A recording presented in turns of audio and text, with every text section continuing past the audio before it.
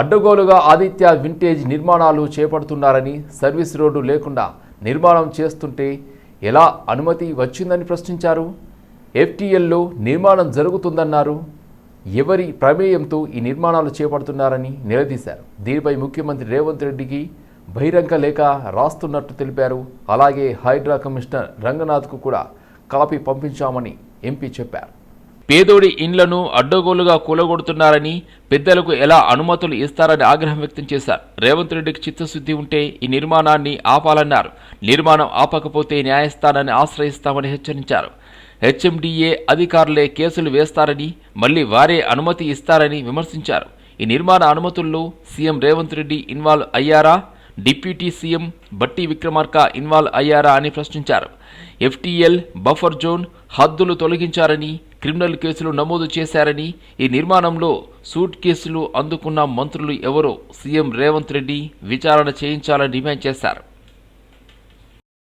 Happening city హైదరాబాద్లో happening area Gachibowli financial district Narsingi ఏరియాలో ఒక కంపెనీ నిబంధనలకు వ్యతిరేకంగా టీఆర్ఎస్ ప్రభుత్వం అనుమతిస్తుంది.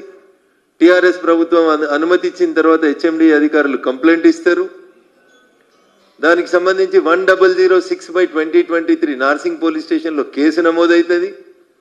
కాంగ్రెస్ ప్రభుత్వం అధికారంలోకి వచ్చినాక, రేవంత్ రెడ్డి గారు అధికారంలోకి వచ్చినాక ఆ నిర్మాణాన్ని ఆపేస్తారు. ఇవాళ మళ్ళీ నిర్మాణానికి అనుమతులు వచ్చినాయని చెప్పి మళ్ళీ నిర్మాణం కొనసాగిస్తారు. జనరల్గా బఫర్ జోన్ ఉంటే ఎక్కడ కూడా మట్టి పోయొద్దు, ఎత్తు లేపొద్దు, బఫర్ జోన్ని రక్షించాలని చెప్తా ఉంటారు. బహుశా భాగ్యనగరంలో జరుగుతున్నటువంటి ఈ అక్రమ నిర్మాణాలన్నీ రాష్ట్ర ప్రభుత్వానికి చూపించేందుకే అనుకుంటా. గత వారం 10 రోజులుగా వరుణదేవుడు ఇష్టానుసారంగా హైదరాబాద్కి వరదల్ని తీసుకొచ్చినాడు. సర్వీస్ రోడ్ని అసలు తీసుకోకుండా సర్వీస్ రోడ్ని బంద్ చేసి హెచ్ఎండి అనుమతులు ఎట్లా ఇచ్చిందో రాష్ట్ర ప్రభుత్వ పెద్దలు చెప్పాలి. నాకేం అనుమానం వస్తుందంటే, అప్పుడున్న వాళ్ళు ఏం చేసి అనుమతులు ఇచ్చిరని కాంగ్రెస్ అడిగిందో, ఇప్పుడు కాంగ్రెస్లో మరి ముఖ్యమంత్రి గారు నోటీసులో ఉందా, లేదా నెంబర్ 2లు నెంబర్ 3లు అనుకుంటున్నటువంటి మంత్రులు ఏమన్నా మేనేజ్ చేసినారా, ఎట్లా అనుమతి వచ్చిందని చెప్పాలి. అన్న ఈ చిత్రం చూస్తే మనకందరికీ స్పష్టంగా కనబడుతుంది. వాళ్ళు కడుతున్న నిర్మాణం పూర్తిగా నీళ్ళలో కడుతున్నారు. మూసీ నది ఇది ముఖ్యమంత్రి గారి డ్రీమ్ ప్రాజెక్ట్. 1,00,000 కోట్లు పెట్టి మూసీ ప్రక్షాళన చేస్తాం, ప్రతిపక్షాలు మమ్మల్ని అడ్డుకుంటున్నాయి అంటారు. హైడ్రా అయితే గొప్ప గొప్ప మాటలు చెప్తుంది HYDRAA commissioner Ranganath sir. Ring road ఎక్కితే సర్వీస్ రోడ్ బంద్ అయింది. నీళ్ళు వచ్చినాయని 4 రోజులుగా రోడ్డు మూసేసిరు. నార్సింగ్ దగ్గర మేముండే కాలనీలన్నిటికీ రోడ్లు మూసేసిరు.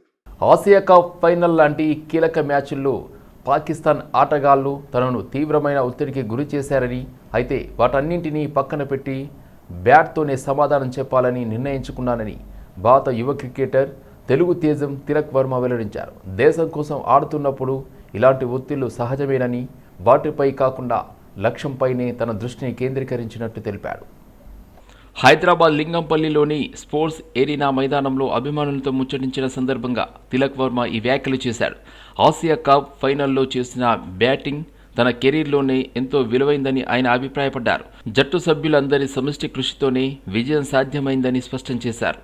తన క్రికెట్ ప్రయాణంలో ఈ స్థాయికి రావడానికి తన తల్లిదండ్రులు, కోచ్ అందించిన ప్రోత్సాహమే కారణమని, చిన్నప్పటి నుండి వారు తన కోసం ఎంతో కష్టపడ్డారని తిలక్ వర్మ పేర్కొన్నారు. తాను బ్యాటింగ్ మెలకువలు నేర్చుకున్నది ఇదే మైదానంలో అని గుర్తు చేసుకున్నాడు. ఈ సందర్భంగా తనను చూసేందుకు వచ్చిన అభిమానులు, యువ క్రీడాకారులతో తిలక్ కరచాలనం చేసి వారితో సరదాగా గడిపాడు. నేను ఆల్రెడీ దుబాయ్కి చెప్తా ఉన్నాను. సో ఒక ఎండ నువ్వు ఆడుతా ఉండు, వేరే నుంచి నేను కవర్ చేస్తానని చెప్పి దుబాయ్ కన్నా. బట్ దుబాయ్ అవుట్ అయ్యాడు. బట్ నేను స్టార్టింగ్ నుంచి కాన్ఫిడెంట్ ఉండే I will finish the game అని. So yeah, by God grace I have done it. తర్వాత కొద్దిగా హార్డ్ మీద, బట్ మేము ఆడేది చెప్పాను కదా స్పోర్ట్. సో స్పోర్ట్స్ ను ఎమోషన్స్ తో కనెక్ట్ చేసి ఆడితే అవ్వదు.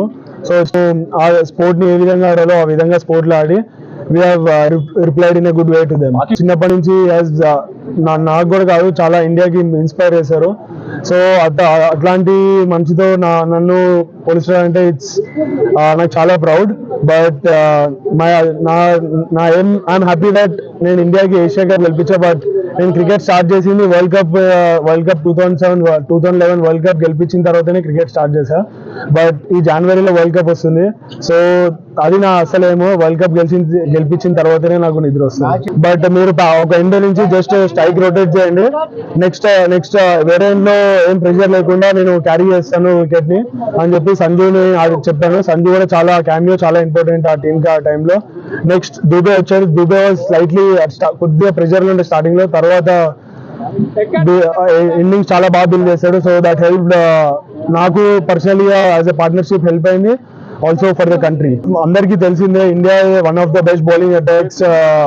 సో టైంలో అవుతుంది, వాళ్ళు స్ట్రాటజీ ప్లానింగ్ అన్ని చేసేస్తారు. సో ఫస్ట్ 2 games ఓడిపోయారు. సో థర్డ్ గేమ్ అంటే వీ నో దట్ వాళ్ళు చాలా హార్డ్ చేస్తారు మా మీదని మేము ఎక్స్పెక్ట్ చేసాం. సో తర్వాత అండర్ ప్రెషర్ లో కామ్ ఉండడం, దట్స్ మేము టీంలో అదే డిస్కస్ చేసాం.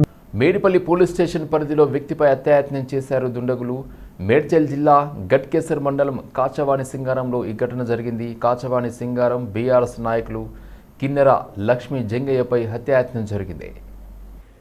హత్యాయత్నానికి ముఖ్య కారణం వ్యక్తిగత కక్షలే కారణమని స్థానికులు ఆరోపించారు. హత్యాయత్నానికి పాల్పడిన ఎదిలాబాద్కు చెందిన శ్రీనివాస్గా పోలీసులు గుర్తించారు. పూర్తి వివరాలు తెలియాల్సి ఉంది. గాయపడ్డ కిన్నెర లక్ష్మీ జంగయ్య మేడిపల్లిలోని ప్రైవేట్ ఆసుపత్రిలో చికిత్స పొందుతున్నాడు. కేసు నమోదు చేసుకున్న పోలీసులు దర్యాప్తు చేస్తున్నారు. హత్యాయత్నానికి పాల్పడిన శ్రీనివాస్ అనే వ్యక్తి గట్కేసర్ పోలీస్ స్టేషన్లో లొంగిపోయాడు.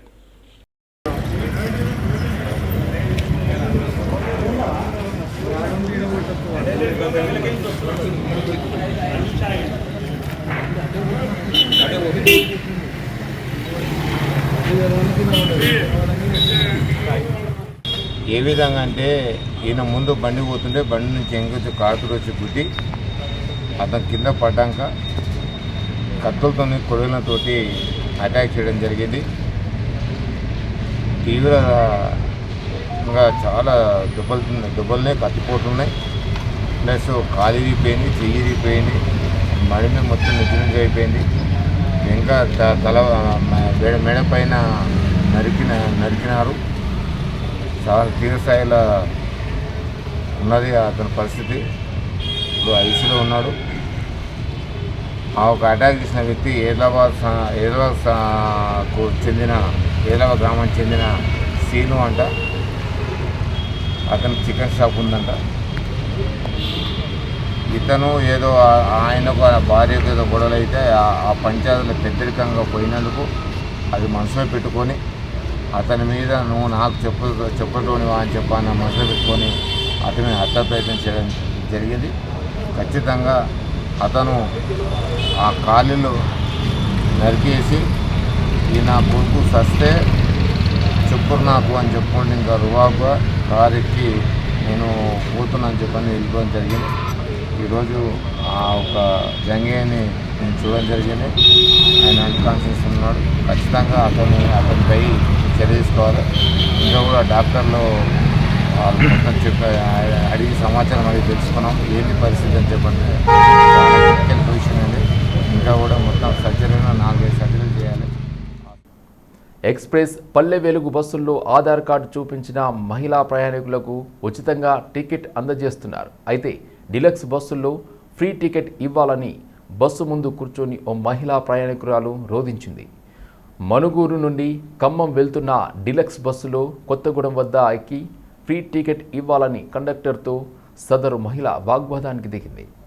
బస్సుకు అడ్డంగా కూర్చున్న మహిళకు పోలీసులు నచ్చజెప్పి పంపించేశారు. మహిళా ప్రయాణికురాలు బస్సుకు అడ్డంగా కూర్చోవడంతో కాసేపు అక్కడ గందరగోళ పరిస్థితి నెలకొన్నాయి. ట్రాఫిక్ జామ్ ఏర్పడింది. పలువురు వాహనదారులు ప్రయాణికులు ఇబ్బందులు ఎదుర్కొన్నారు. మహిళ తీరు పట్ల పలువురు ప్రయాణికులు ఆశ్చర్యం వ్యక్తం చేశారు.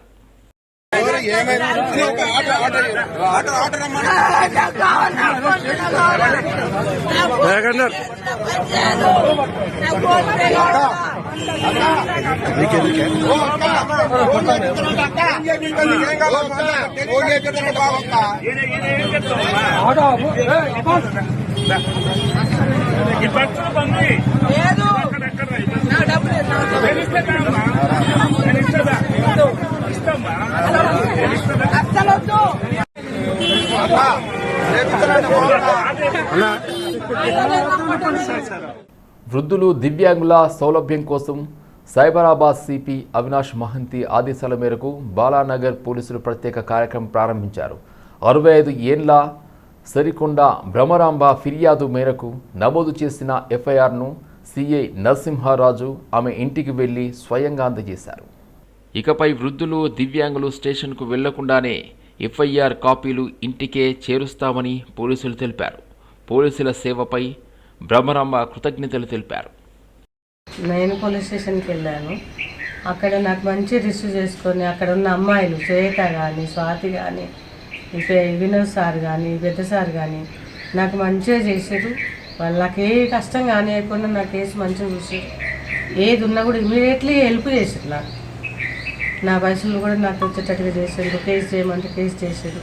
నాకు ఏమాత్రం ఇబ్బంది కలగకుండా అసలు నేను మనసారా చెప్పుకుంటాను. ఇలాంటి వాళ్ళు ఉంటే నా లాంటి వాళ్ళకు ఏ బాధ ఉండదు. హైదరాబాద్లో మా సిపి గారి ఆదేశానుసారంగా ఏదైతే ఎఫ్ఐఆర్ సీనియర్ సిటిజన్స్ అదేవిధంగా ఫిజికల్లీ ఛాలెంజ్డ్ పర్సన్స్ ఎవరైతే పొల్యూషన్కి వస్తారో వాళ్ళకి ఏదైనా ఆపద ఏదైనా ఇబ్బంది ఉండి మా దగ్గర అప్రోచ్ అయినప్పుడు వాళ్ళని ఎటువంటి పరిస్థితుల్లో పొల్యూషన్లో వెయిట్ చేయించకుండా వీలైనంత త్వరగా వాళ్ళ పిటిషన్ తీసుకొని వాళ్ళకి రాకపోతే మనమే డ్రాప్ చేసుకొని ఎఫ్ఐఆర్ రిజిస్టర్ చేసి వాళ్ళను ఫస్ట్ అయితే ఇంటికి పంపించేసేస్తా ఉన్నాము. ఇంటికి పంపించేసేసి ఆఫ్టర్ రిజిస్టరింగ్ ఎఫ్ఐఆర్ మనము వీలైనంత తొందరగా వాళ్ళ ఇంటికే వాళ్ళ నివాస స్థలం ఎక్కడైతే ఉంటుందో వాళ్ళ ఇంటికి తీసుకొచ్చి ఎఫ్ఐఆర్ అందజేయడం అనేటువంటి జరుగుతూ ఉంది. ప్లస్ అదేవిధంగా నాట్ ఓన్లీ సీనియర్ సిటిజన్స్ మిగతా ప్రతి ఎఫ్ఐఆర్ కూడా ఎఫ్ఐఆర్ రిజిస్టర్ కాగానే దాన్ని వాళ్ళకి స్కాన్ చేసి వాళ్ళు ఇచ్చిన పిటిషన్తో సహా మనం వాళ్ళకి ఏది వాట్సాప్లో పంపించడం అనేటువంటి జరుగుతూ ఉంది. ఇది మా సిపి సార్ ఆదేశానుసారంగా ఇది ప్రతి దగ్గర కూడా ఇంప్లిమెంట్ చేస్తూ ఉన్నాం. దాంట్లో భాగంగానే ఈవిడ భ్రమరాంబ 64 ఇయర్స్ లేడీ నిన్న సాయంత్రం మన దగ్గరికి బాలనగర్ పోలీసులకు వచ్చి కంప్లైంట్ ఇవ్వడం జరిగింది. రాత్రి ఎఫ్ఐఆర్ చేసాం. అందుకోసం ఇప్పుడు పొద్దున్నే తీసుకొచ్చి వాళ్ళకి ఎఫ్ఐఆర్ హ్యాండ్ ఓవర్ చేయడం అనేటువంటి జరుగుతాం. సో ఇప్పటివరకు మా బాలనగర్ పోలీస్ స్టేషన్లో 6 మెంబర్స్కి సీనియర్ సిటిజన్స్కి ఇచ్చాము గత 1.5 మంత్లో. ప్లస్ ఒక 46 మెంబర్స్కి మనం వాట్సాప్లో పంపించాం. మాదన్నపేట పోలీస్ స్టేషన్ పరిధిలో వృద్ధురాలపై కానిస్టేబుల్ కుటుంబం మూకుమ్మడిగా దాడి చేసింది. దాడికి సంబంధించిన దృశ్యాలు సీసీ కెమెరాలో రికార్డయ్యాయి. కేసు నమోదు చేసుకుని దర్యాప్తు చేస్తున్నారు మాదన్నపేట పోలీసులు.